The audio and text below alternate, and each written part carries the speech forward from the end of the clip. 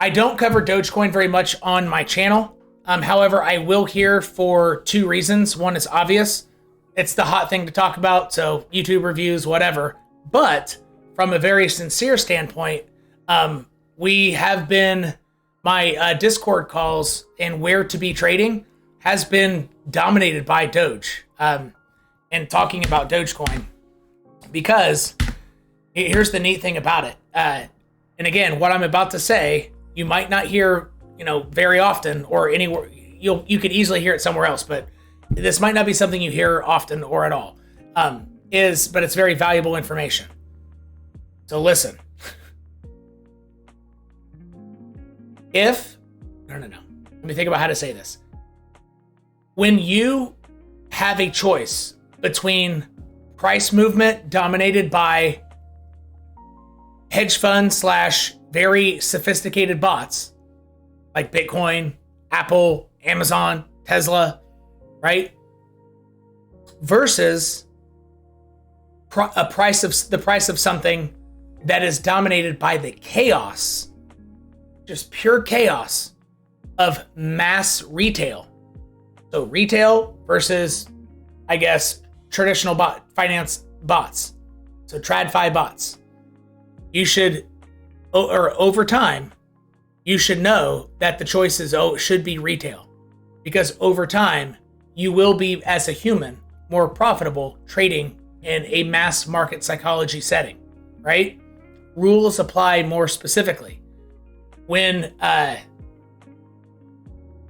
traditional finance bots are whipping around the price of an asset like Bitcoin and a lot of other items in the stock market, Apple, Tesla, all that, those bots, they specifically run price past a trigger, which would invite people to be short. And then after that trigger's hit, those same bots run it the other way. But in mass market psychology, rules apply much more specifically because you don't have coordination of mass market psychology. It's more beautiful and it's more profitable. So end of rant, but it's very, honestly, if you remember that's why I haven't been trading Bitcoin very much specifically, because it's just dominated by bots right now. Literally, like every single 5-minute candle, it's connected to SPX with very few moments of that switch being turned off. So Dogecoin, the cool thing about it is it's mass psychology specific. So it's volatile, right? But there's a better element of predictability. And if you're trying to click around and make money by trading, profitability plus predictability equals volatility plus predictability equals profitability. And Dogecoin right now, mass market psychology, so moderately predictable, rules apply very well, and it's volatile right now. So even this move up to here, which is its next target, because it's an origin line, I think it's going to hit it. I think it has a good chance to hit it before a reversal. But even so, looking behind me here, it doesn't look like a big move. Let me go to something like the 1-hour candle so we can see this better. It doesn't look like a big move, but from current price to that point, it is 20%. When the hell has Bitcoin moved 20%? It's been a long time. Ethereum recently moved 20%. I think it was on a 30-minute, it happened in a 30-minute candle in late August or early September when the hype of the merge was happening. But outside of that, Bitcoin and Ethereum really haven't even had this size of move. So with that exception, in months, right? And so that's the interesting thing about Doge, another reason why I want to cover this. All right, so honestly, Doge might be where it's at right now.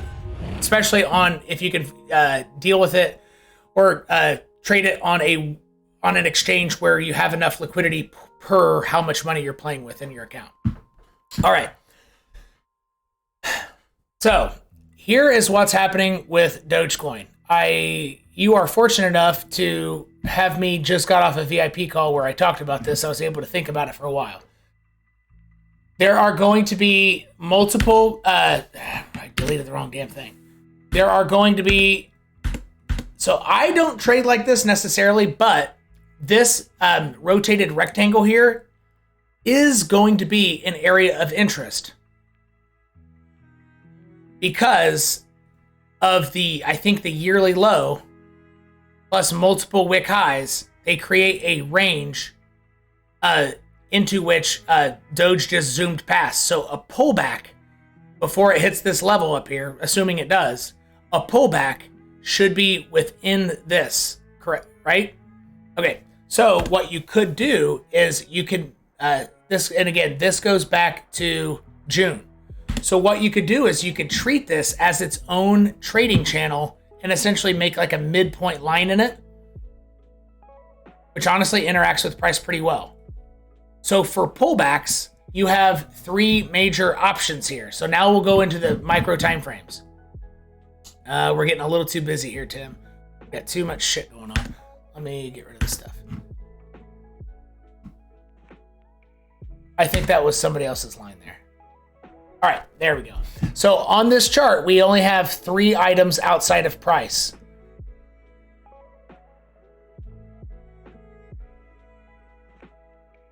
You have an origin line, which is the most macro you can get out of anything, right? Because it goes back to the beginning of price history.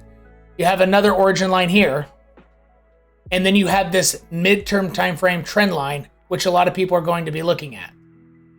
So if Doge pulls back, okay, down to the top of it, then you have micro time frame plus midterm time frame higher low structure, which it might easily result in a bounce up. So let me do this. So the micro time frames, you would have something like this trend line here. And if you, actually, no, it would break this one. You could wick below the micro time frames, break this trend line, but then hit a midterm time frame and you're still in an uptrend, right? So you have multiple options on where a pullback could be before the eventual target for a 20% move could be. You have the micro time frame, which sometimes dominates the way price moves. And it just depends on which group of traders wins. Micro time frame will buy back here because everybody will be looking at this line. Okay, micro time frame line. I'm on the 5-minute candles.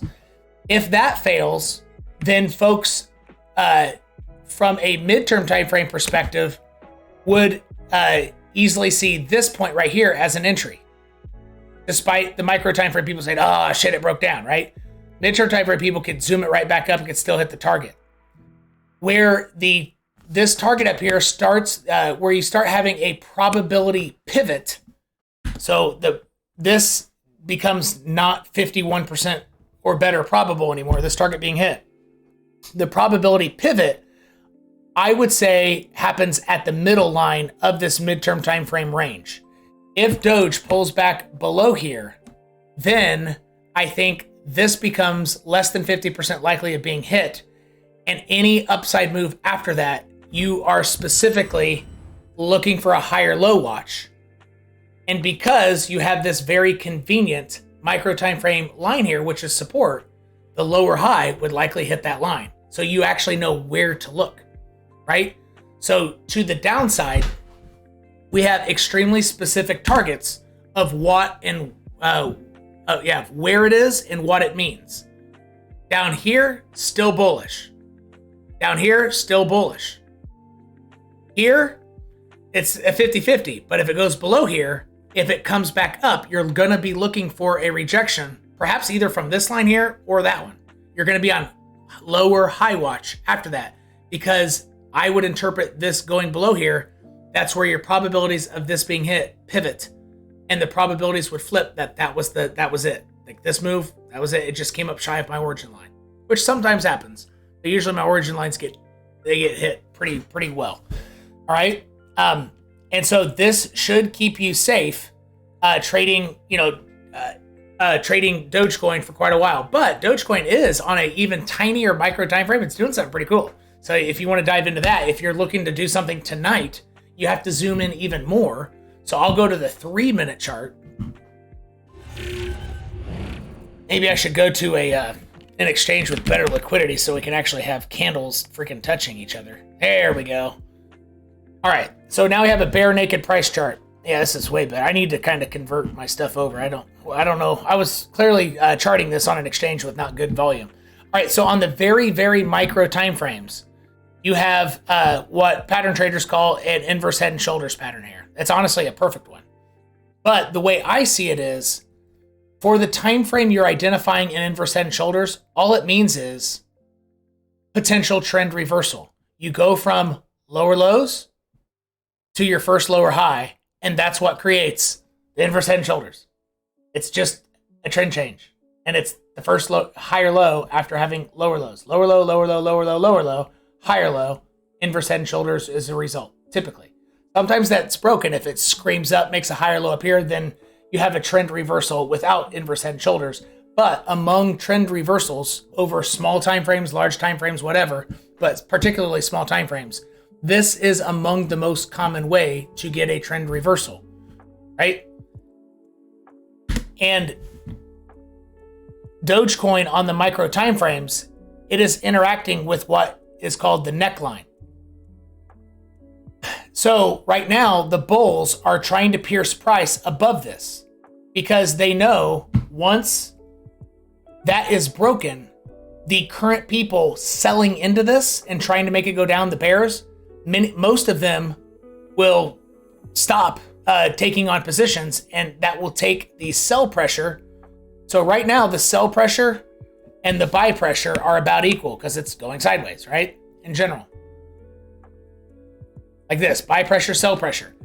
So after this point right here, if it can get above, especially on 1, 2, 3rd, the 4th attempt, but really on any of these attempts, as it goes up, people contributing to the sell pressure, they will be smaller in size. They won't be selling as hard. And that means price would race up and bust through there, even if more people don't add. So the amount of buyers as are right now staying the same would still make price take off. Because look at the vectors, up wins. But the neat thing about such obvious targets is from the original group, like right now, up and down, so buyers or bulls, bears on the micro time frame, a lot of these people who stop acting as sellers at this point, looking for a breakdown, many of those people who left from here to here, I wouldn't say the whole group, but some of that group from this point to this point of the disappearing vector of force, some of those will instantly flip bullish. Therefore, this actually gets bigger. So at this exact moment, you have fewer sellers and instantly more buyers in a heartbeat. And this is an exciting, honestly, this is tradable potentially today. This is a pretty mature formation for a micro time frame.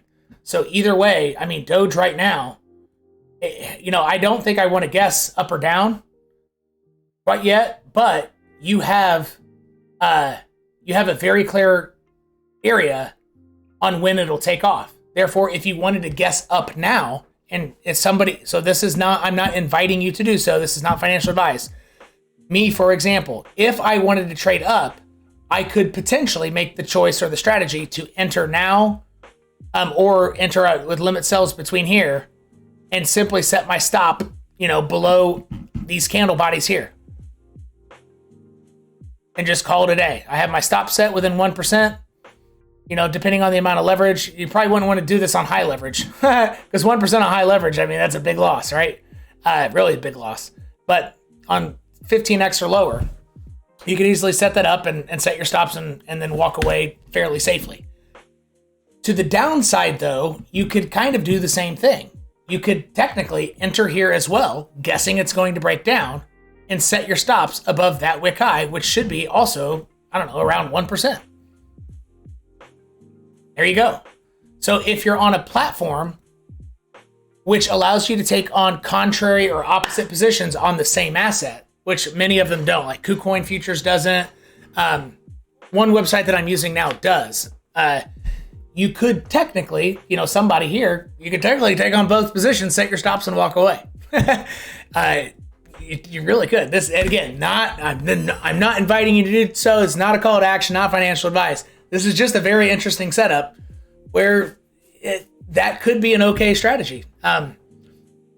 In that strategy, though, the failure point of it it means you get stopped out of both. It can happen, and it does happen, because people taking on both positions, setting stops, it happens all the time, and bots know that. So you could easily get wicked out of the short, wicked out of the long, goes back in the middle, then takes off, or then breaks down. It could easily happen. So it's, with that, if you've never had that idea, oh my God, take on the same position at the same point, set stops. It sounds like a cure-all, but it's not. Trust me.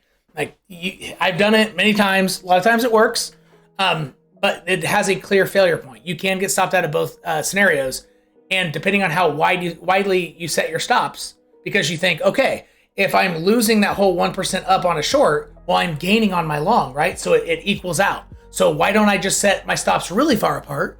Because as it goes up, I'm gaining on the other. Well, what happens if you go take a crap and come back and you're wicked out of both? Right? It could easily happen.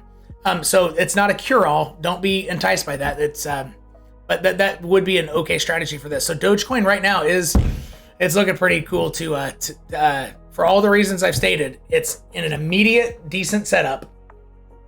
From a larger perspective, right now it's dominated by retail and it's volatile. So volatile / predictable. I think Doge is where it's at right now. I never thought I would hear myself say that, but in terms of being opportunistic, I think this is the best one to be looking at for now. All right, that's Dogecoin.